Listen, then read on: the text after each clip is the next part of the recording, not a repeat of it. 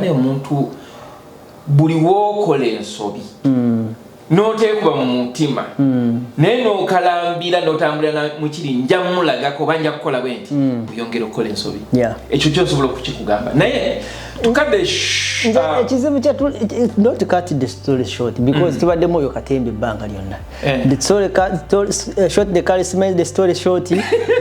mwe mulina ebintu bye mwafuna nga tebiri mwakayivu yonna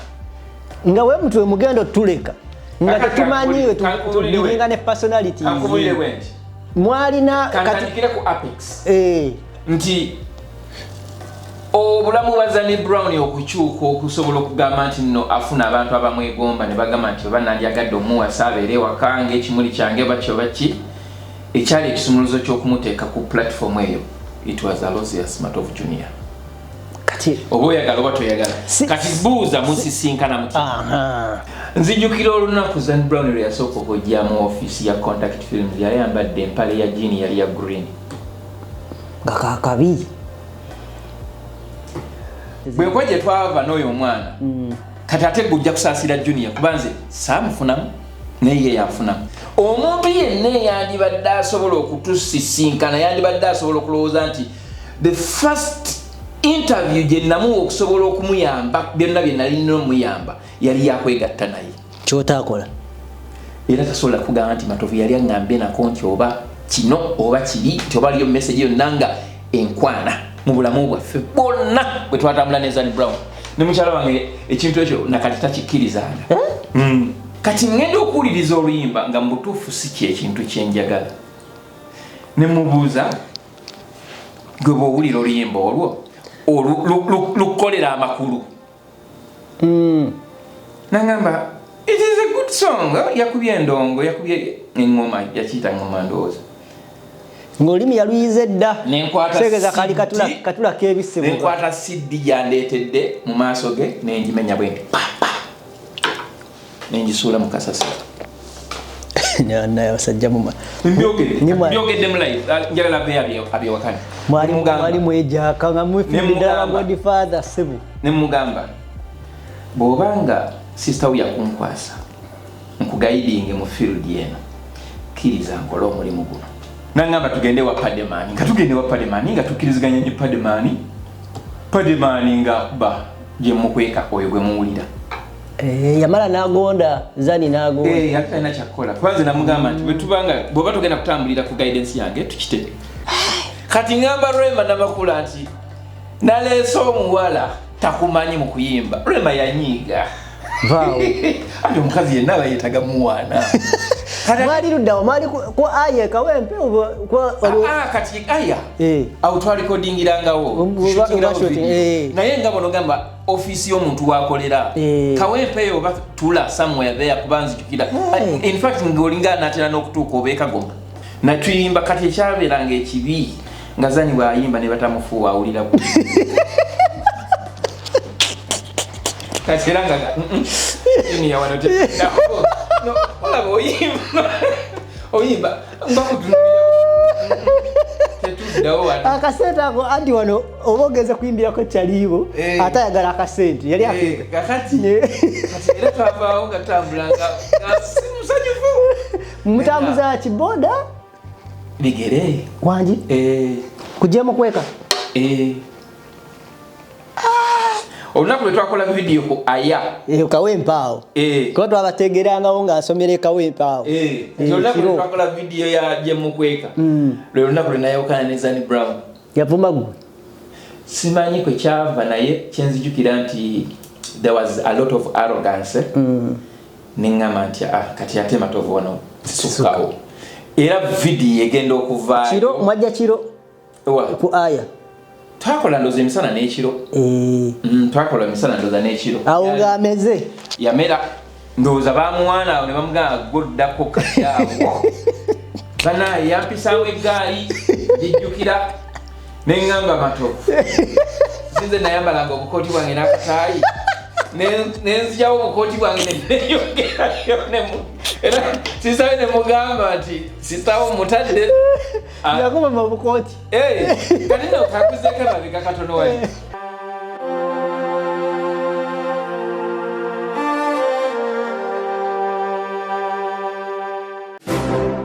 You are watching The Answer Channel, a solution to every situation. Subscribe right now.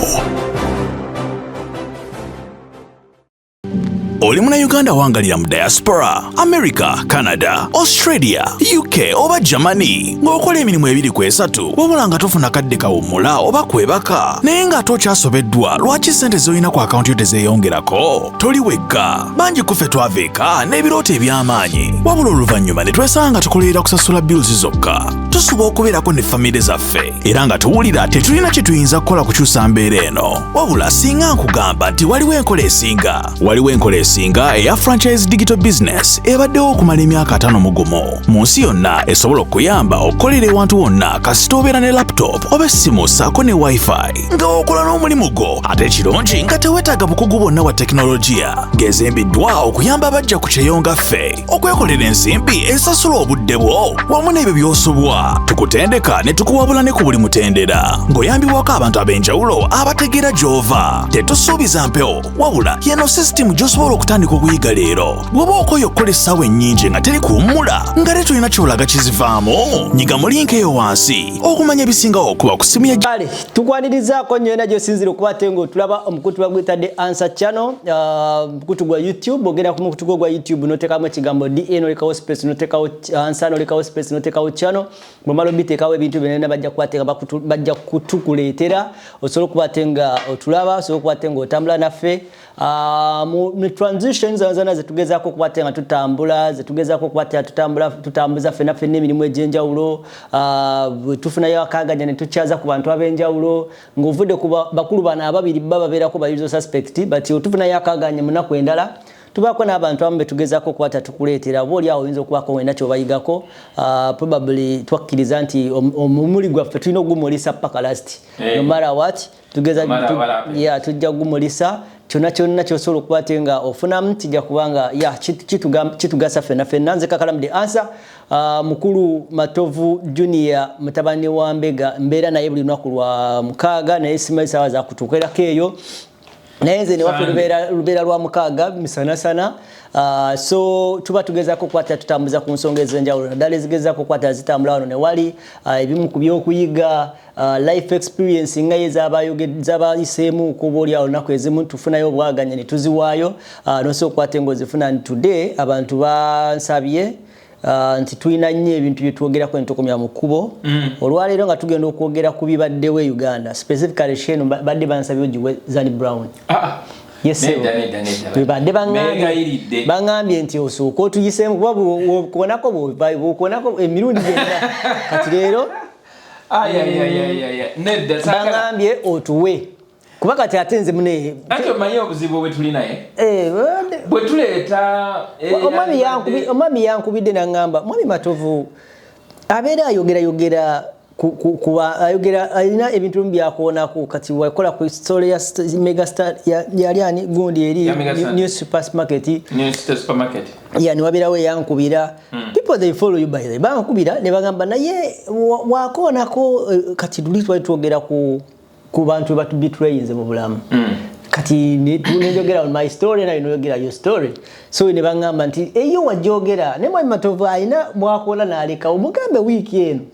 yadde tugenda eri waba akola party esinga jiwe etumanye nti ewedde ndani okugikondaga ku obukonyi nivaawo omukulu ono gwe tulina wano mwami Matovu Junior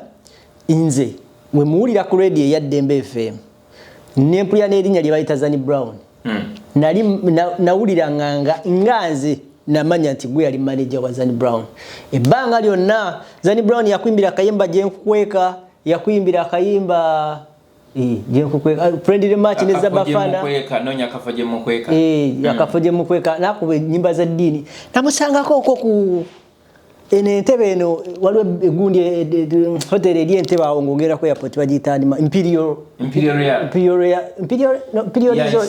Resort kati waliwo yakola gundi awo bagiyita batya Charity Foundation my friend yalina press conference twagendayo nga kalina obuwala bwe buti buwanvu bwe buti naye akataddemu kirasi nga akantu kano kategula muzungu obulamu bwa Zani Brown kizibu kya kubutegeera mazima akatuna muzibu kizibu. I don't want to discuss personalities, most especially nga that personality kati abantu abantu batufuna bubi buli wobera ngoyogera ku like ku byafaayo by'omuntu ye ataalabanga gwa mukakanya okitegeera kibi nnyo nti abantu olusi bw'oyogera ku muntu ye atunuulira what he or she would wish to hear being talked about n'atayagala kugamba bantu kyovola nti no bamma nnyo kibaita credit abantu abo abagideservinga ekyomukisa omulungi tewaliwo talina show tolina kyomutira something like that bayinza oga nti lwaki ovuddeyo kati talina show talina kintu kyonna kyonna ate ndowooza eno show gye tukoze eyinza okwongera okumu awakeninga n'asobola okwekuba mu mutima banaye omuntu buli wookola ensobi n'oteekuba mu mutima naye n'okalambira n'otambulira mu kiri nja mulagako oba nja kukola bwe nti buyongera okukola ensobi ekyo kyosobola okukikugamba naye tukadde ekizibu kyatu not to cut the story short because tubaddemu oyo katembe ebbanga lyonna short the charisma the story short mwe mulina ebintu bye mwafuna nga tebirimu akayivu yonna nga we mutwe mugendo tuleka nga tetumanyiwe tulinga ne personality mwalina kantandikire ku Apex nti obulamu bwa Zani Brown okukyuka okusobola okugamba nti nno afuna abantu abamwegomba ne bagamba nti oba nandyagadde omuwasa abeere ewaka ng'ekimuli kyange baki ekyali ekisumuluzo ky'okumuteeka ku platform eyo it was Aloysius Matovu Junior kati oba oyagala oba toyagala kati buuza musisinkana mutima katutandike bwe yesebo nali MC ku mbaga ya muganda we muganda we ali mu nsi y'Obungereza eyo kati yali azze e Uganda okukola embaga embaga twagikolera I think mu bitundu by'Eggabe eyo Bunga kati bwe tumala okukola embaga nga bamaze okuddayo omukyalo oyo ngenda kukozesa linnya lya Naalongo erya Saalongo kuba Saalongo teyabirimu kati Naalongo nankubira essimu nanga mayi Matovu mbadde nsaba onkolereyo favor nyina kato kange kayimba kabeereyo wa Namutebi naye ku chachi ku chachi naye she has talent yetagamu just omuntu ayinza okukola ki okumupushinga guidinga here and there by that time nali maze okwawukana ne Kim XP nga gundi eweddewo contact films ng'eweddewo nga nyinawo omuvubuka bamuyitanga Believer ate oyo Believer naye yampisa mu ngeri ate Kim tolaba nti no yinza nti Kim twayawukana n'ensigaza Believer ne muwa ebisumuluzo bya ebimu ku ebyo nali manyi nti no Kim bye yakozesanga okukola videos tukula naye ate Believer ndowooza yali asobola n'okunzita mu bantu be nakolagana nabo era Believer gayo twazanyanga naye emizannyo kale salizanyako naye stage yemu naye nga yazanyanga emizannyo olusi yazanyanga ne Bakatolo Lwama kati era bwe twabiranga waawo ne Kim ng'abeerawo ng'alaba ayiga naye byonna bisobola bikola asobola okutema video asobola okukola naye nga waliwo kye tuyita okuteekako omuzigo video netukula bweti nga Kim ye kabaka naye Kim bwe yamalanga okukola video n'agi-exportinga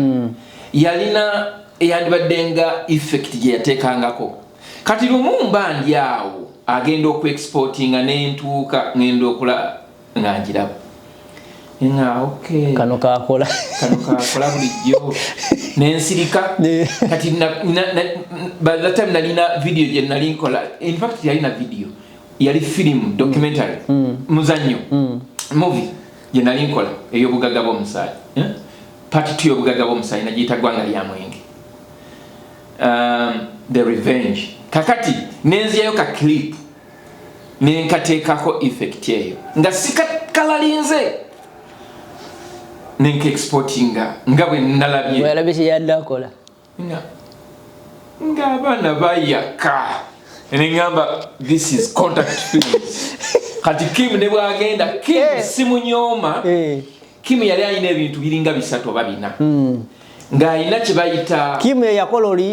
nyimba za Bobi Wine by the way zisinga. Yakola oluyimba nga bolaba Mr. Katala. Olumali mwaya ukanadao. I'll try to mugundi yokweta. Ekegeza Katala Contact Film ya mukola. Nete kuliko na gundi za Contact Films. Nenga yali achali wo. Katonda wange ngolimba lwali lwakabi. Lwali lwakabi nnyo. Kati tumire ku Mr. Katala oli wakabi nnyo. Kakati yalina ebintu biringa bina. Ekisooka yali musajja anoonyereza ng'akola research. Okulaba engeri abantu gye bakola mu videos. Ezili latest nezedda. Ekyokubiri yali musajja awo obudde ekintu kyakola. Era nga tomupapirako video yange ensima njagala enkya biki ebya yenga atera ku pesi ye kyobula ati twafiirwa abaclient bangi abalinga bagala paku abamu ne bagenda ne batuddukako olwa attitude nenga ye agamba amuleke owafe ekintu ekyokusatu kye yali alina nkiyite obuyiiya creativity nti ng'asobola okugamba nti kino tekisoboka naye tusobola okukikola kyobula ati no yasobola okujja keyboard oba yagijja Makerere ku music dance and drama department ne bagitwala erungujja ne bagiteeka mu nsiko eya gondi eyaziza ziyoni kumira omukwano oluyimba baluyita yeggwe olo singayo omuba so yakolanga ebintu byolabanga ebitasoboka ne bisoboka naye ekyomukisa omubi sijja kwogera ku bibi bye kuba tebimukolera ku gundi wano ekyomukisa omubi tetwalina kye tuyita structured management of Contact Films nga tetulina ngeri gye tu receiving funds zaffe n'engeri gye tuzitambuzaamu buli omu alina receipt buku ye yakwatanga sente nze sakwatanga sente za video nze sakwatanga era nze omulimu ogwange nali investor sajja mmwe bannaye nze nali investor matambuza industry nagula computer Kim gye yali ayagala ngeri mu byonna byayagala nenjireeta mu sente ze najja ku Radio Sapiens kati ye najja n'obwongo najja ne skill then ne mikwano gy'abalala kubanga twalina abaana abatambuzanga video ku internet ku YouTube biki ebyo walumulaba actually ali wano baana abalongo bali batabani bono Haji Gwaivu omukatomulala waswa nga waliwo omulala abaana bali bangi kati olwomulala bamuyita kati owa Motor Films saawa eno oyo naye twali naye twalina omulala bamuyitanga ni baana amanya gaabwe ganzirukako baana bakolanga nnyo ne Haji Ashrafu omuzanyi wa filimu banziruka kugamba Contact yatuuka n'enyuma kasita awo kati ne Believer yaliwo yabeerangawo gyali nesima ebyakola ne Kim naye munnange bw'atyo bwe yayitawo ati yayitawo yakyusa n'akola birala ate kati byakola ate birala nnyo Kim akola biki ndeka byakabina okusinga bye yali akola mu Contact kakati mbadde nkugira background awo maze okukola omukolo gwa Nalongo nali MC eggaba kati ankubira essimu n'angamba nti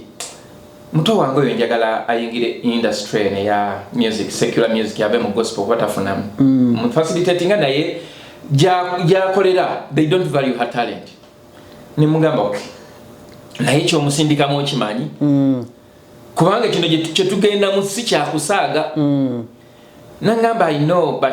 know she has talent njamu pushinga njamu facilitatinga njamu funira like good writers nimugamba no problem mumpeereze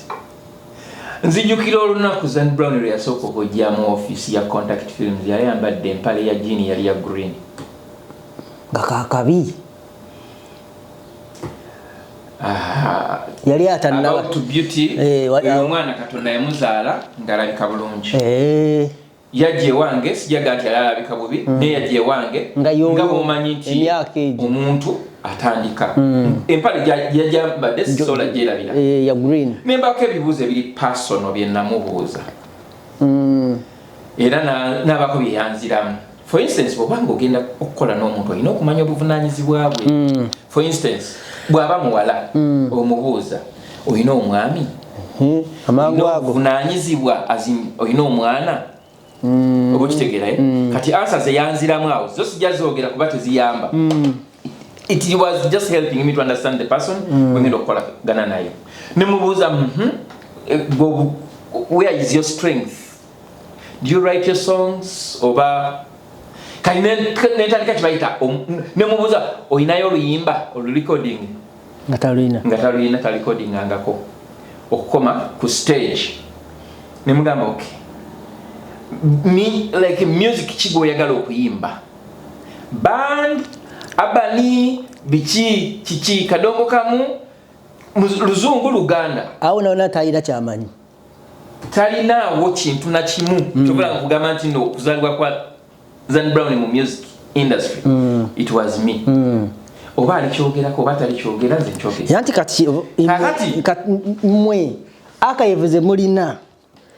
tewali azirina tetuzifunako kugamba ekintu oba alikyogera bampa credit oba tampa credit yamanyi saawe no sifaayo kubanga nze nga bwe yansanga era bwe yandeka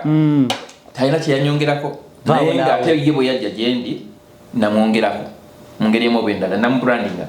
kati ne mmanya nti kakati tugenda kukola ki kati kakoleyo sinali eri efani njogera ne sister we mazo kati ntandika omukansolinga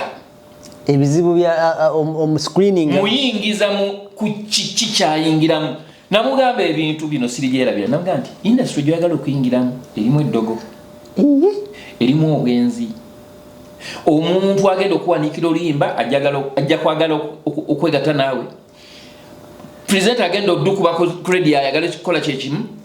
agenda odukola odu promoting ayagala kyekimu kuba kati bajja kutunuulira face yo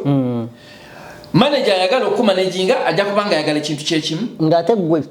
manager nze saali manager because manager was Zan Brown I was just like an advisor obo kitegeera kakati nemubulira buli kimu entalo eza TV ne radio ba presenters ne ba artists mwadde nebyokulabirako nemugamba soko deye waka werowooze awo ngalimu ankompulidde bulungi nnyo apita junior ngagenda nga yerowooza ngaddemu ankwiranga nti mmaliridde nemugamba naye omanyi gyo crossing over you are coming from the church background like choir to the secular music nti nengoye zino zoyambadde zigenda kukyuka ogenda kulaga ebisambi sobola nze ndi mulokole nemugamba obulokole mugenda kukoma mukamwa kana mwako onoona wamma nze nkubuulira ekintu omuntu kyagendamu simanyi oba abijjukira oba tabijjukira naye omuntu ng'aliko omuzimu nga bano ogamba nti ogw'okufa kankite bwentyo bwe bamugamba nti olwo oluguudo olubitawulira ye aba ayagala kgenda amaliridde nemugamba ddayo sooka olowooza esagala nti nebuno ojja kubusabula tekeekuumye bubimu kakati by that time nali nkyali ku Kampala naye omukazi waliwo omukazi eyajja oba nga menti nasubleasinga oba nasubrentinga ennyumba eyo nabeera nga yagenda okusolooza abapangisa nanfuukira ekizibu nga nakatandika omuli ofiisi kimpu yavaawo nafuna challenge ezaali nnyingi nali sikyafuna nnyo bakasitoma twafunangayo naye nga si bamaanyi katola oluyimba lwa Liyani oluyimba baluyita Singa Liyani kozi yaliwa Liyani waliawo nerinya sipya Liyani waliawo Singa obadde galalala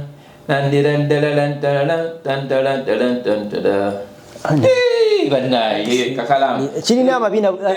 ekyo nyini kati oluyimba lw'oyo omuwala olwa Liyani twalukola twali ku katikati nakola ki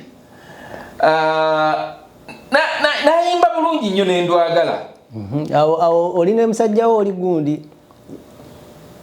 gundi ani ono gwafubutula believer olino oluyimba tolumanyi kyogamba ono omwala tomumanyi Liyani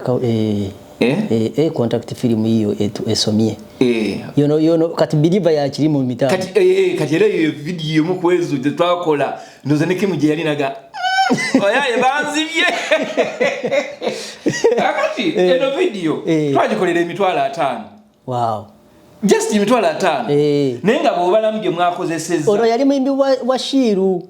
Shimatiki Pro baba yali muyimbi wani nze kyemmanyi nti olwo luyimba lwendozo olwasooka kati bano wa mukazi watwaliwa yali okitegeera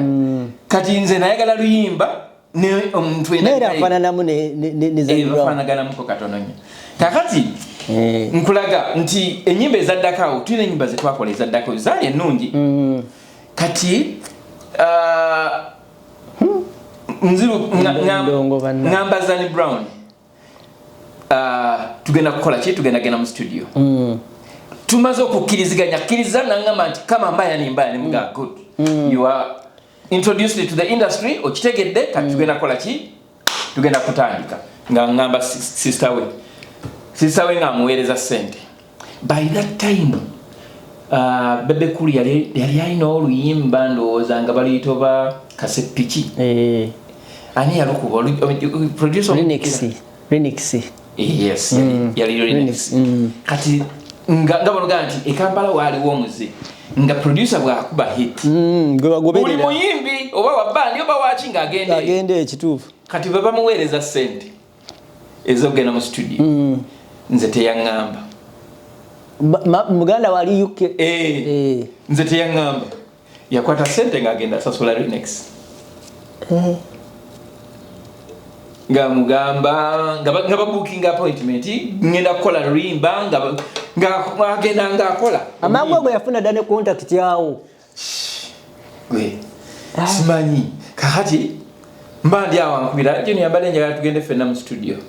njagala mperekereko mu studio konze mu studio ki kyewa Remix konze tugenda kukola kyewa Remix ati kakati nalongo yamuwadde sente namugamba nkolereyo buyimba abantu bebulaye gwo muziba gulina yali amuwaayiriza lwakuba nti oli sister we nemugamba n'enyimba ze waŋŋambye zoyagala okuyimba eyo si taaki ya Remix akuba bidandali gwe ennyimba z'olina okuyimba it's like in an urban format kati olwo nno ngenda sigenda ku negotiatinga nti oba studio ya sente meka ngenda agende ndowooza ateekemu voice yakoze dda ne track kati awe nasooka okulabira nti nyinza obutabeera advisor mulungi ono yewagudde ne mugamba manyi abantu oluyimba lwoluno sijja kulimba sirulinaamu input luyimba kyolwo je mukweka naye si je mukweka gwe muwulira kati ateekamu amaloboozi bwamala okuteekamu amaloboozi nga mugamba ojja kujja enkyonono ki oluyimba nja kuba ndimaze mixing nze ndi kati oli Kampala nvuddeyo mpangisiza ku Arua Park waliwo Arua Park Plaza awo kwe nali ntadde gundi ya contact njagala kuyingira mu Kampala wakati competing nga bobimanyi kati ng'ekindeta ku Arua Park njagala kupenetratinga katale ka Arua kuba omwana bw'ava Arua bamugamba nti Arua Park Plaza contact film kumbe abasajja benkola nabo bayi nga ozimba company naye nabo bazimbira muli obo kitegeera wali computer nungi ng'oli asobola okuleeta wakawe buli gwe waleetanga nga olowooza muli wamu naye nga yali bagamba nti nze nkuba kasiteeca nga nziruka olwo omusajja wange mulala kati mujjukidde bamuyitanga Bani twamuyitanga Mr. Bani naye adooza ali Kampala oba kati akola biki simanyi kakati Zani nga ndeetera oluyimba bw'aleeta oluyimba kati nze manyira omuntu weakness ye nteekamu oluyimba mugundi mu computer kati nze bwe nateekanga oluyimba like CD mu computer nga njiripinga you know how to rip a song like nenfuna backup oluyimba CD yo nobeera ng'ogirina nenze oluyimba nga nirina mu computer kati ngenda okuwuliriza oluyimba nga mubutuufu si kyekintu kyenjagala ne mubuuza gwe bw'owulira oluyimba olwo lukukolera amakulu nangamba It is a good song. Yakubye endongo, yakubye engoma, yakita ngoma ndoza. Ngolimi yaluyize dda. Nenkwata segeza kali katula kebise. Nenkwata CD yandeetedde mu maaso ge nenjimenya bwendi. Nenjisuula mu kasasi. Na basajja muma. Mbyogedde mu live. Njagala be abyewakani. Mwali mweja kanga mwifindira Godfather Sebu. Ne mugamba. Bobanga sister uya kunkwasa. Nkugaidinge mu field yeno. Kiriza nkola omulimu guno. Nenkubira sister we. Ne mugamba nti omanyi. Olimba waluuliddeko kuba already yatekoba yali yamaze dodduulira kunanga nalubulidde naye saalusiimye nemugamba nti nange CD bagindetedde nenjimenya naye ng'oluyimba nduyina kati yanyiiga yanyiiga yakuwumula we mulawe ebigambo bw'aba yayiga okuwemula yabiyiga tumaze kwawukana nze ebbanga linabeera naye yali amanyi okuyomba naye nga Yesu Katonda kakati nga njogera ne sister nemuga nze omuntu gwe brandingira mu like mu image ndala simu eyo image ya kibakulo nemuga njagala kusaba ngenda gende wa Pademani nsaba appointment tukolereyo oluyimba luno lulungi bwenaba lufunye omuntu omulungi kati nali njagala abantu babiri nga benesiga bemanyi nti nno by that time abaali balina touch ekuba kibayita hit nga nyina omusajja mwali omukono gwawe bamuyitanga nakatakyaliyo owa DMS Records David muganda wa Kapalaga baby yes kati oyo David tuva wala tukola ne Harriet Kisache tugenda okutandika bandi ya Harriet Kisache but David be bali munga abaana abakuba ebivuga nga akuba David yakubanga ngoma Ejagaza bino byali Kisache bijja luvanyuma lwa Zani oba bya leka nawe Zani Brown yaje luvanyuma nga ne Kisache sya managing nga nali baddeko nga bonoga manager wa Harriet Kisache ne sim manager akwata sente ku gate manager akola kiwandise promotions manager agamba nti like twetaaga abakozi nti ye onajja kukola olitajja kukola ono mugobe ono muhayalinge obo kitegeera era Kisache yagenda okufa nga mpita manager wadde nga nali sikyatambula ne Riders Production kati bati nze yekubye nga like kubanga manye genda vuga tugenda jivuga kwa nekyali Kisache nade mai tugenda kuddayo okwo ekyo kirala nze kuyitiddeko bwising bane kulaga David naye nja kwetaaga abantu benali nesiga abasobola okuba hit in an overnight abalala bonna sigamba nti no bali tebasobola kukola naye balina style yaabwe benali nsuubira kati ono bwe yangamba ntayagala extreme band atenga David ategera nnyo band David yakuba ennyimba ezisinga ezatunda ba Morini Nantume ezaba Haruna Mubirweze ezisinga ezisookawo bayimbi bangi bibuuza nyimba nyingi ne bibuuza yali kuba mama nyimba nyingi kagamba ezaali hit ngafudde abantu abatali okubeera ab'amaanyi kati nze oyo nali muwa recommendation olw'ensonga nga mmanyi nti alina touch y'omuntu kasobera n'eddoboozi eddungi ng'olina ebigambo ebirungi nga mwesiga nangamba David tumuleke aboona yali abamanyi anti nze namugamba David nga mutiramu n'ennyimba yakuba luno nyimba za David nzimanya esinga by that time atenga laptop computer yange nga mwezi zonna nangamba tugende wa Pademani nga tukiriziganya ne Pademani nga kuba je mukweka oyo gwe muwulira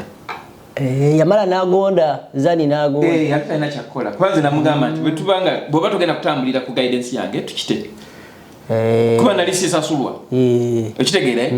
era nalongo tasola ganti yampeerezaayo ko sente ez'okuyamba ku sister we nti oba nampeerezaayo sente bweziti mwali mutandika butandisi kati njagala okulaga abantu engeri gye batambulamu kati tufunye oluyimba olulungi twetaaga omukuzi wa video omulungi ate nga gwobulawo nagaana okukola video eyo contact kati awo neewunyiza kubanga ate singa najikola bakubanze singa najayezanga abo kakati nze seyagaliza bweyagaliza mba njagala nkola ekintu ng'omuntu tagenda nakunteekako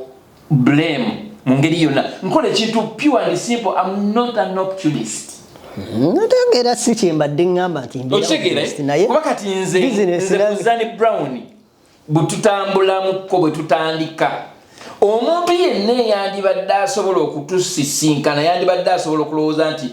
the first interview gye namuwa okusobola okumuyamba byonna bye nalina omuyamba yali yakwegatta naye kyotakola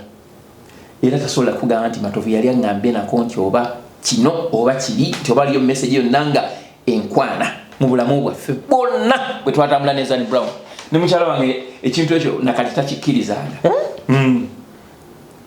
bulamu obusi bwangu tukoze oluyimba kwerekereza nno oluyimba lulungi ne mugamba manyi twakola ennyimba zaali bbiri waliwo oluyimba olulala terwatambula it was a slow baluyita kirabo kyange tusooka tubeere ku luno lukubye luno lutandise kati luno lutandise omusuula wa mutwala mu studio ewa Rinex ani yakola video yali Henex Touch I think kubanzi ojjukira nga Rema yali amaze okuba oli wange kati nazzaako oluyimba olwokubiri olutaali lulungi nnyo Rema Fire Tonight anedda Fire Tonight lwali lwaggwadda waliwo buli we mulabako safe na lwe yazzaakawo teri yali hit nga oli wange bali bamaze omulicognizinga of course kati nsanga Rema egundi ekawempe ewa Henex Touch ani Rema Rema Namakula Henex yali abeera kawempe yes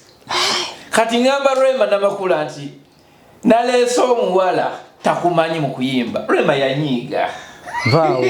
ati omukazi yenna abayetaga muwaana mwali luddawo mwali ku aya kawempe kati aya awo twalikodingirangawo naye nga bono gamba office y'omuntu wakolera kawempe eyo oba tula somewhere there kubanzijukira in fact ng'olinga natera n'okutuuka obeeka goma awo Rema okamutema ngamba Rema naleese omuwala ojja kuwulira ojja kutya Rema nantunulira bwati naye natyamu kati oluyimba by that time baali bakola oluyimba olwa Sefuna ndoza balita Sefuna lujja naye Rema oluyimba lwa Rema olwaddako oli wange terwali lwamaanyi nga oli wange nga bolaba kukaliba kuba kukaliba ate lwabikka luno olwali olwokubiri ekitegeera ne lukimayo luli olwasooka so kati naye ono omwana alina omubrandinga ne mutwala mu bifaananyi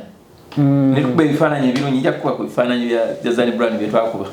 okyabirina nyinamukko bye nalaba kale tugenda biteera y'abantu kakati awo omutunda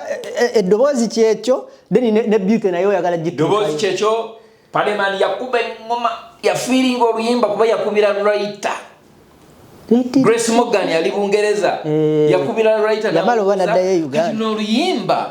wadde Morgan nambuulira kati omanyi Palemani is a good researcher yategeera oluyimba lugamba nti olwa kirabo kyange oluyimba lulungi nnyo naye terwafuna play olw'ensonga nti ennyimba like nga bonoga nti era nalukubanga nnyo mugundi ku Dembe FM most especially ekiro kati to cut the long story short don't cut kale katugende maaso don't cut kati tumaze okuba ebifaananyi video tukkirizganyiza tugenda kugikola tukkirizganyiza bagenda ogikolera okusinziira ku concept Henex tiri yali omuntu nga bolaba Kim nti waddala wakutakula mutwe ye yali muntu wa kikube ekite naye kalina neetaaga renti webityo oba sente basasula meka saazimanya kuba nali saagala biyingiramu kakati nga tugenda tukola video olunaku lwe twakola video ku aya kawempe awo kuba twabategerangawo ng'asomera ekawempe awo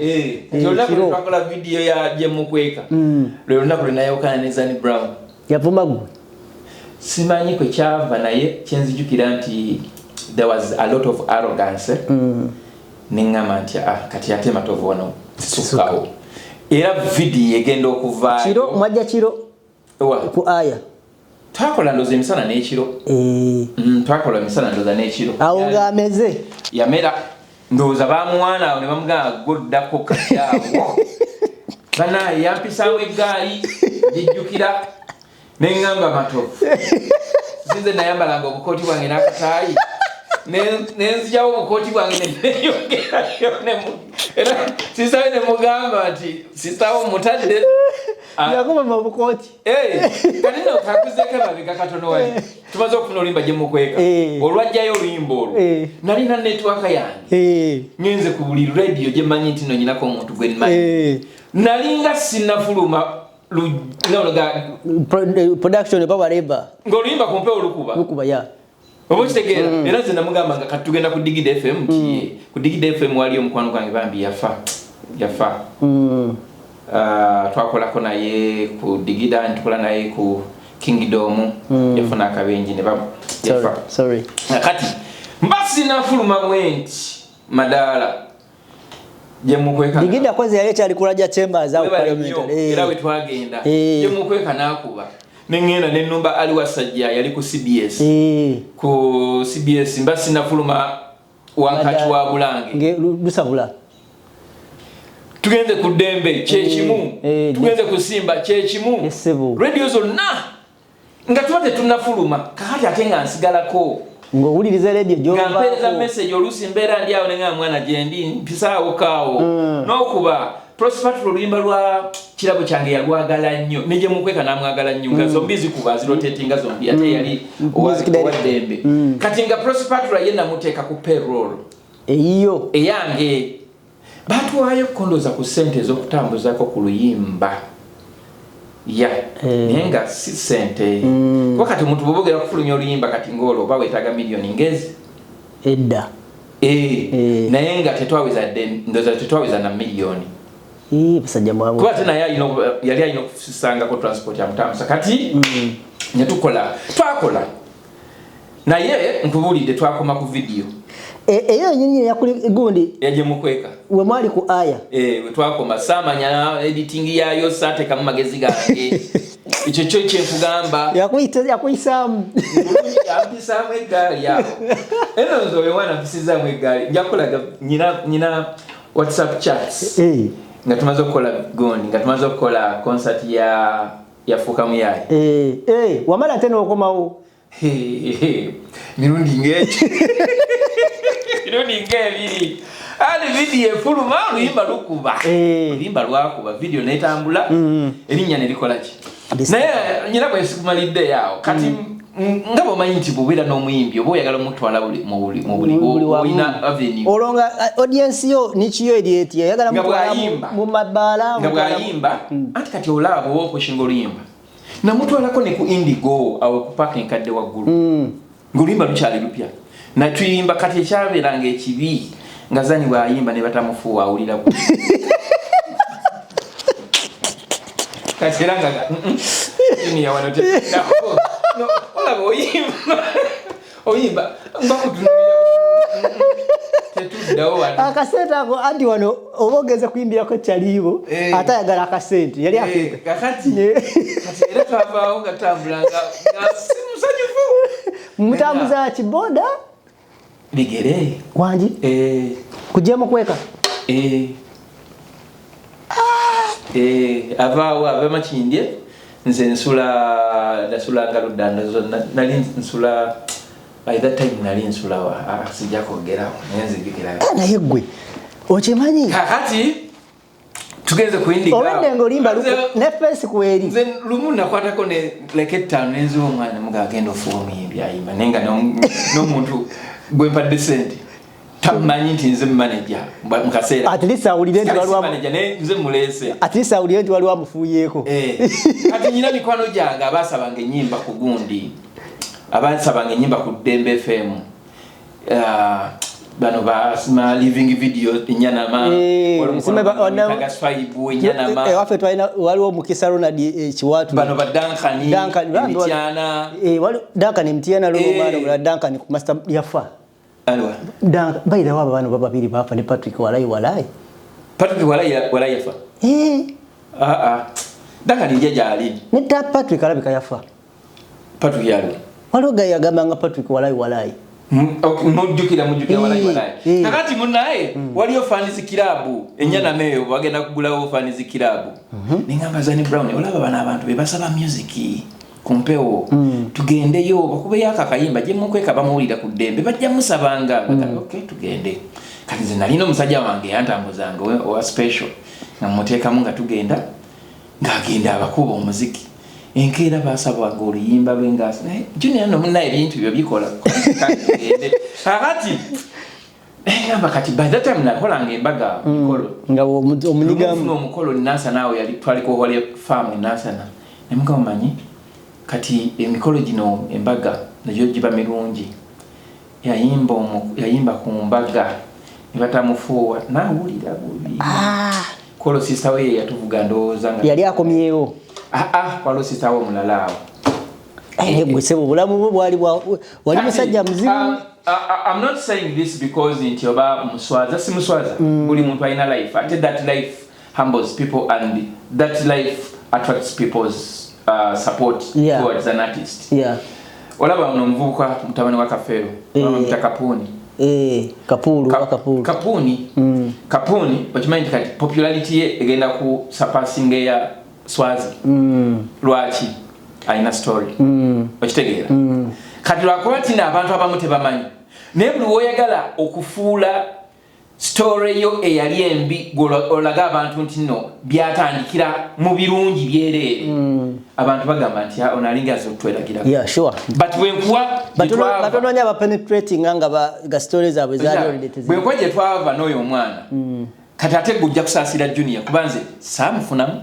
naye yafunamu kakati twawukana luyimba lufuluma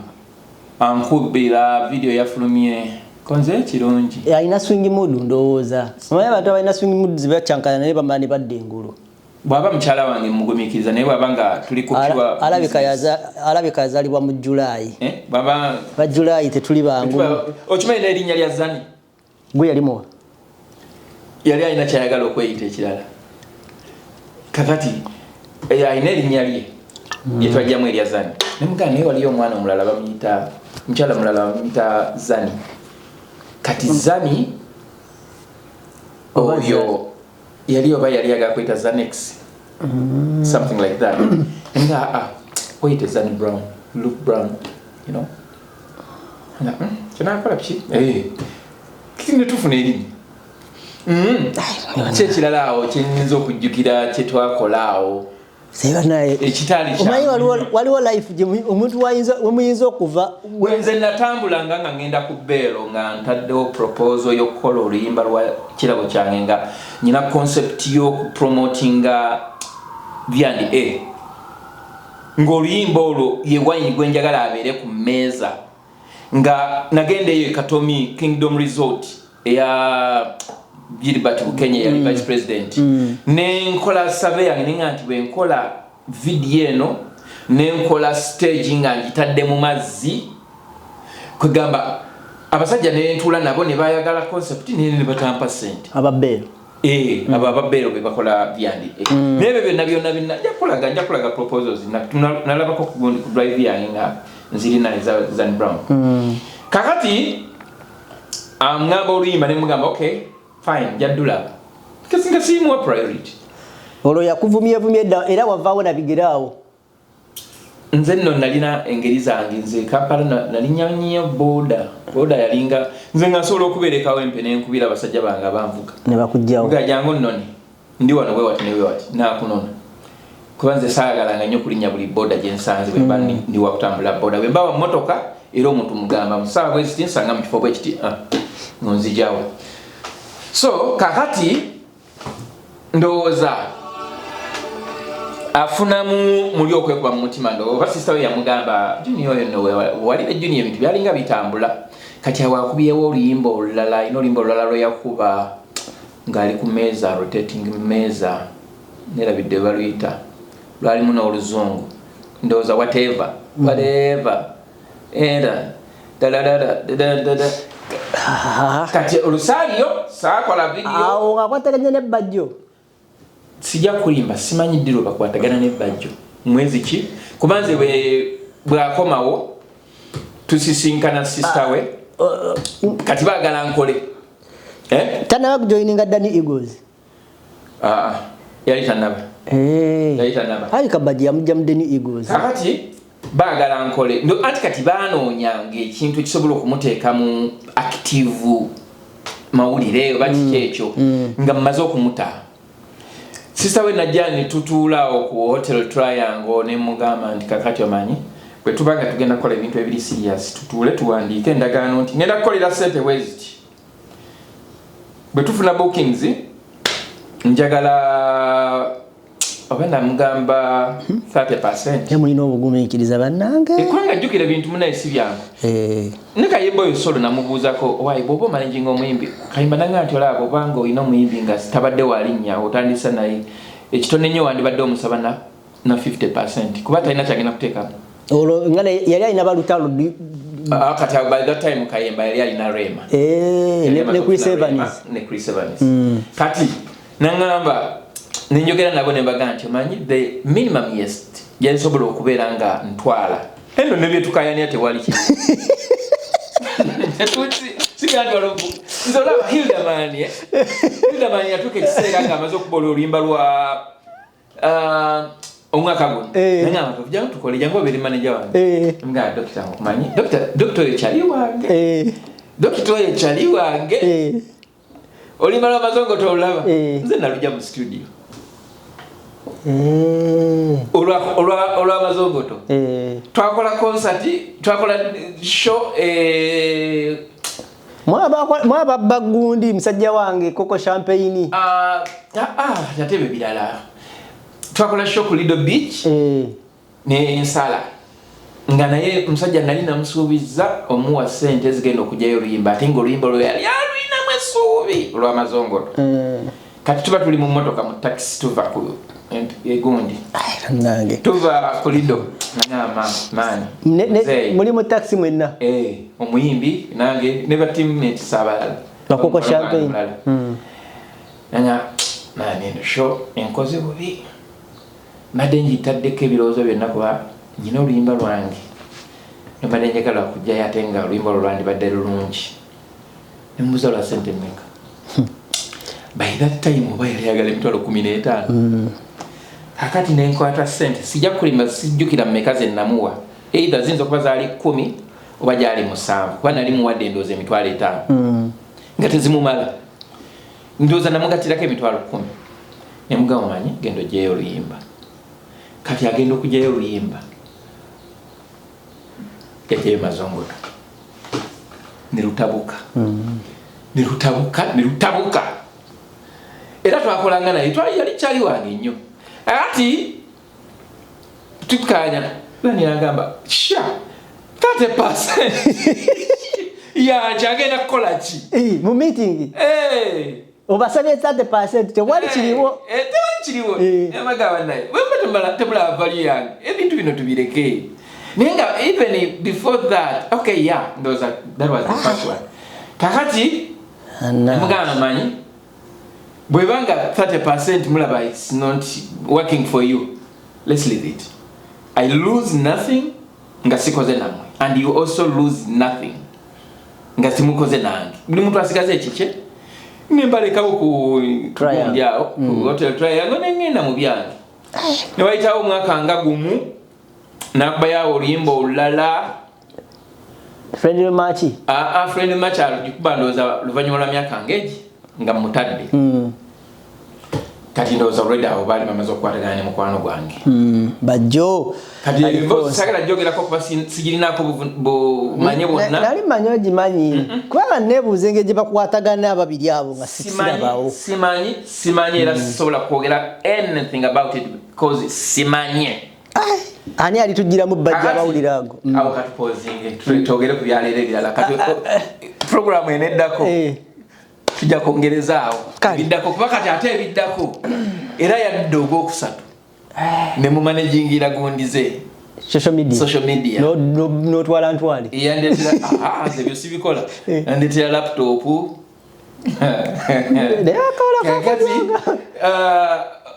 ogwokusatu kati ogwokuna Byenjo banyumiza mu program ngeno kuddako. Weyajiranga bala mu like am disappointing nze. Gwe yali ayagala amutegekere concert ya fuka muyayi. Nera nakoma we wange. Ogwo gwe gwali gwe bayita kasasambula gwe gwasi. Bayo katolere kubiralo bya lero. Abantu tulime kuba program ya muntu kale kakati tetugendera kulwawo nnyo olwaleero okusookera ddala tugenda soka tudduke ku Kampala awo bakoze leero bagadde amakubo mbadde ngezaako kubatenga ndaba bannabyabufuzi nga nabo bennyini abasaidi oluvuganya n'olutavuganya nga balinga abatamanyi kiki balina kukola bayinza okubeera ewamu ne bagatta ekkoozi eyo oba basobola okubeera ba defiance mungeri emu oba endala. So ndabyeko emupiwa ndabyeko Zambali nga alongoose waabwe nindabako n'omukyalo we Makindye abamu bakansala mbalabe nga bagate bagenda kubiyingira literally what is it kati do you pick something into onosonyiwa you go host naye over the week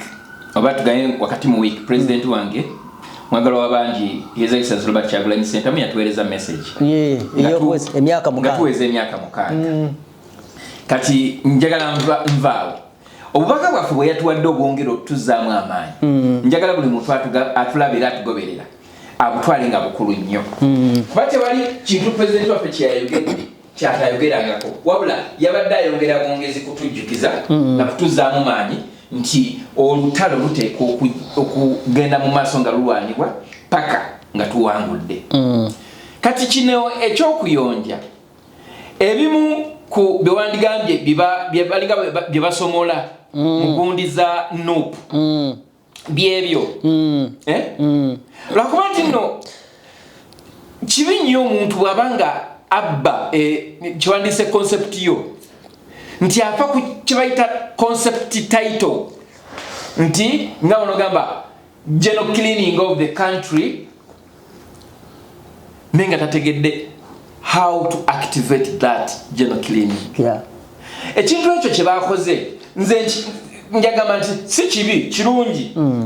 era namwe abayinza okubanga mukivumirira muli ku opposition eba muli mugundi ki temukivumirira it is okay lwakuba nti nno tusobola kugamba nti nno tuvumirira ngeri gye kikolebwamu ekyo kintu kyabwa nakyewa omuntu yenna yandibadde akyenyumirizamu era ng'akyesunga kati bo babbalinnya mu bintu NUP byali egenda okujja nabyo ng'efunye obukulembeze ekyo mwekiri kubanga ne Rwanda babikola naye nga bwe nakugamba nti bano abafuga Uganda ennaku zino bafubutuka bufubutusi kati bo kye bakoze bafaanagana n'omuntu akutte perfume ey'ebbeeyi n'agyekuba ng'ate bw'amala ogyekuba agenda kuyingira kinaabiro okugenda kunaaba oba kategera kyokugamba kati byonna bye bakola kininga muluganda omuntu tosobola kwesiiga bizigo ng'ova kulima nga tonnanaaba kati beesiiga bizigo ng'ate bakyalina akalimiro byongera kubaddugaza oba ontegera kyekugamba it is a good cause president waffe ebyo yabyongerako dda n'okubimbako n'abiyimbako mu be bayonjo kati si luyimba lumu si nyimba bbiri si nyimba ssatu olw'oluyimba lwe bayita kadingo olumanyi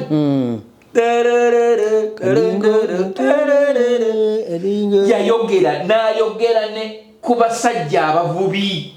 ab'okunnyanja n'abagamba nti nno okuyiwa obubi mu mazzi si kirungi n'ayogera oluyimba olulala alina oluyimba luno olwa tube bayonjo ebintu by'obulamu mubijjemu saaga mube bayonjo olwo oluyimba kati n'oluyimba lwa Jennifer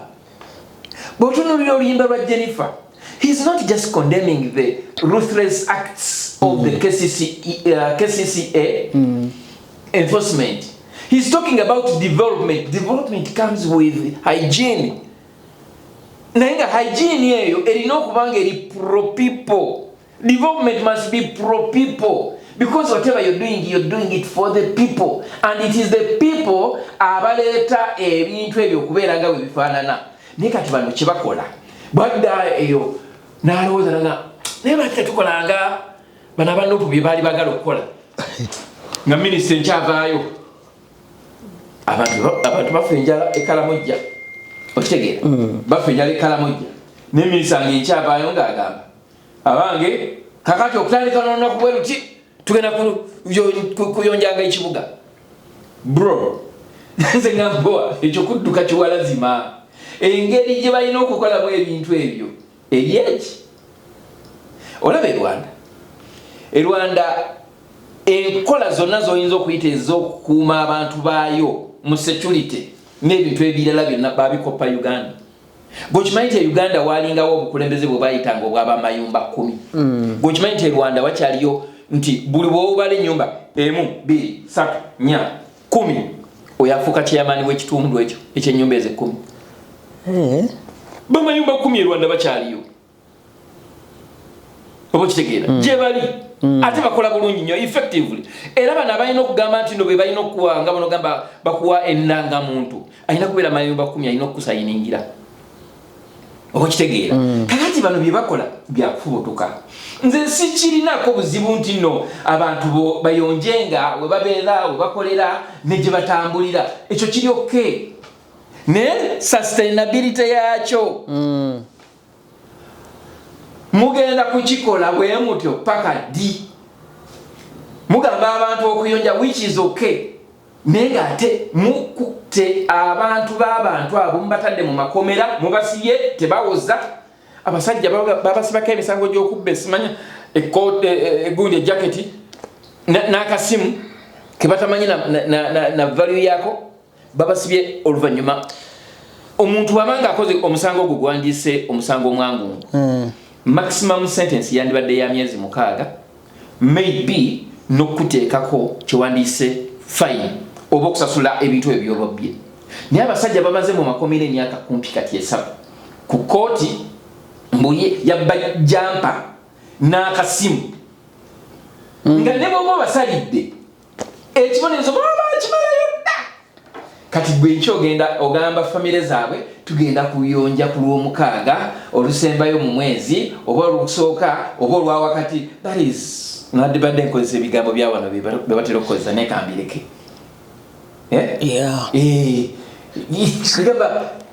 tulina ebyokukola bingi nga tonnaba kutuuka ku kyagamba nti no tukole communal cleaning. Tulina okusooka ffeffe nnyini okulongoosa engeri gye tukolamu emirimu mu offices zaffe mu buvunaanyizibwa bwaffe ffenna collectively. So sigamba nti ogenda kutandikira waggulu. Omuntu bw'obanga oyagala okwesiiga ebizigo oteekeddwa kusooka kugenda mu kinaabiro n'onaaba n'ovaayo n'okala n'olyoka weesiiga ebizigo. Naye kati mwe muvudde mu nnimiro omuntu amaze okuva ku nte ava kukama nte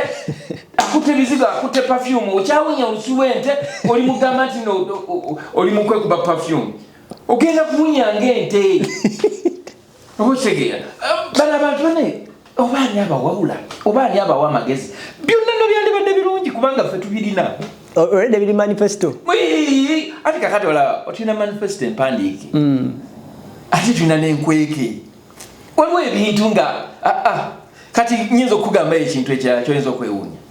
nti nup mu bimu bye mutaalabe bye bataawandiika balina enteekateeka y'okusonyiwa abasuubuzi emisolo nga bano gaa nti buli musuubuzi alina emmaali ng'eri mu URA mu bbanga bweriti ne bweriti bagenda kukkirizibwa bayingize emmaali yaabwe mu Kampala baleme kubeera nga balemesebwa okukkiryalinga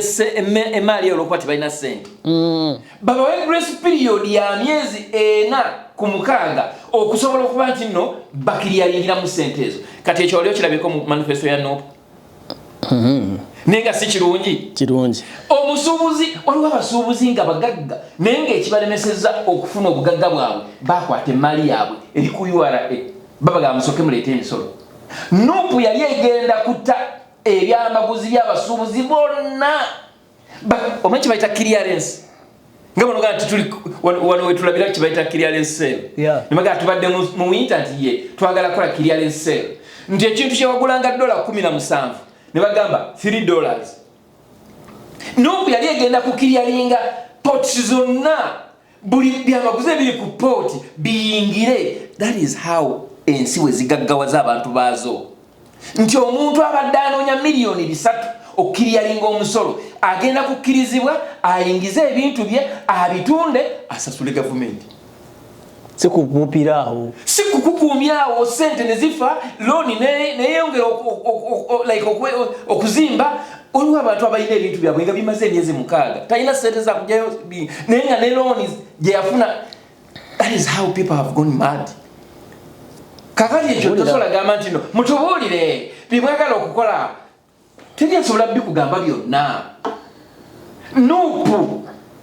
yali egenda kugaziya kibayita empereza y'ebyobulamu. Waliwo ebizimbe byali bigenda okufuuka health centers mu Kampala awo. Naye nze nabagamba njagala nnyo muhooza abakola ebyo ebibanyiiza.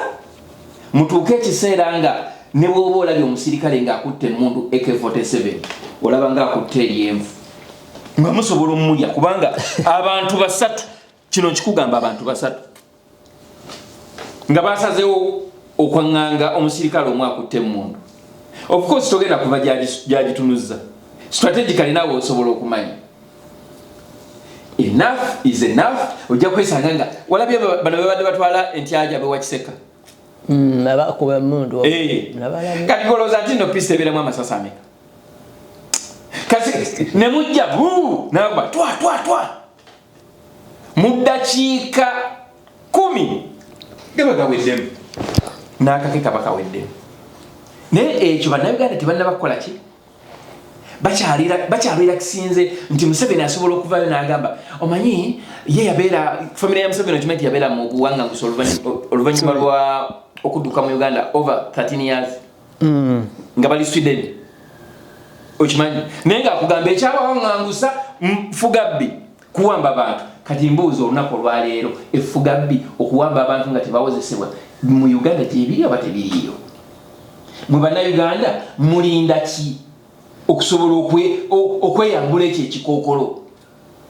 Bano abasajja si bayonjo nkalica yaabwe si bayonjo basulanga nente nakati basula nazo si bayonjo. Omanyi wabaawo ebintu bye bakola nawe ne weebuuza nyina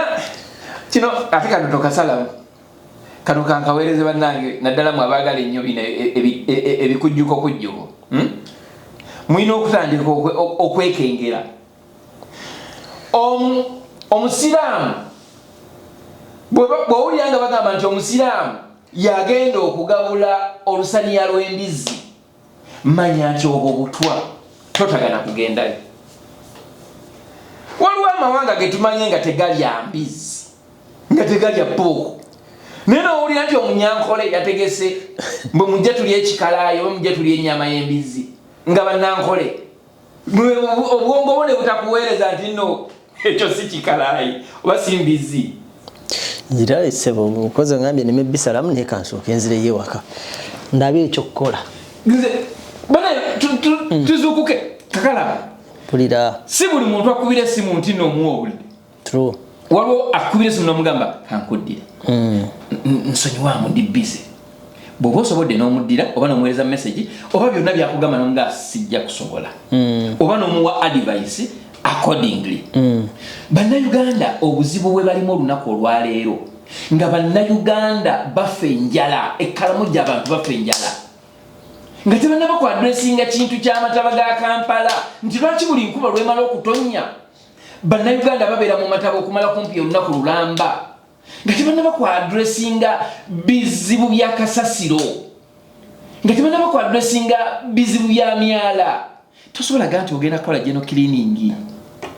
kiba kyasenga vuddemu ngazeemu oba okwoza nga bweyanika mu ttaka. Sooka omanye nti nno kino kye tuyonja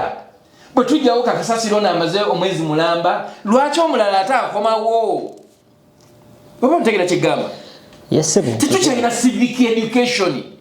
ku TV radio temukyalinako yadde kalango kajjukiza abantu yadde akabalabula ku byobulamu bali ku kintu kimu kyokka Kyagulanyi nupu Kyagulanyi nupu tebasomesa bantu the basics of life. Omuntu teyagala kumujjukiza nti no owaayawo okola ki tugenda kujja twere naawe. Ojja kwesanga nga abantu abamu balwadde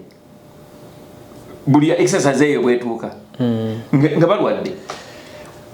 oba omuntu okukyejjako kati webunaatuukira ku Mande ngeri ebisasiro bikomyewo kati nga tonnaba kumanya lwaki ebisasiro bijja mu Kampala. Gwekimanyi nti no buli lunaku mu Kampala waliwo abaleetamu kasasiro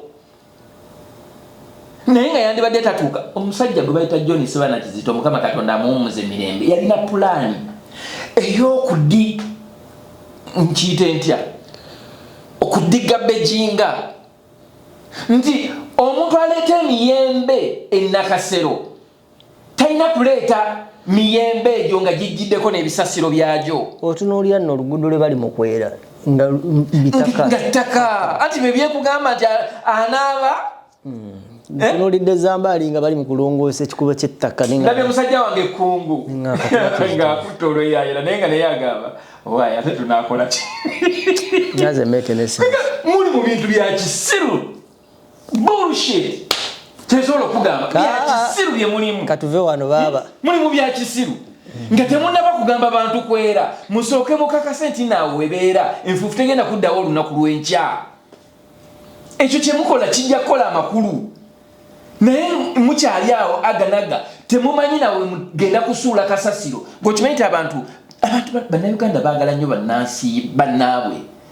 Mu biseera bya COVID abantu bawaayo ssente, abantu bawaayo amamotoka, abantu bawaayo emmere ku lwa bannayuganda. Agabbi ago nayo ne bagibba. Tuddamu wiiki ejja baaba.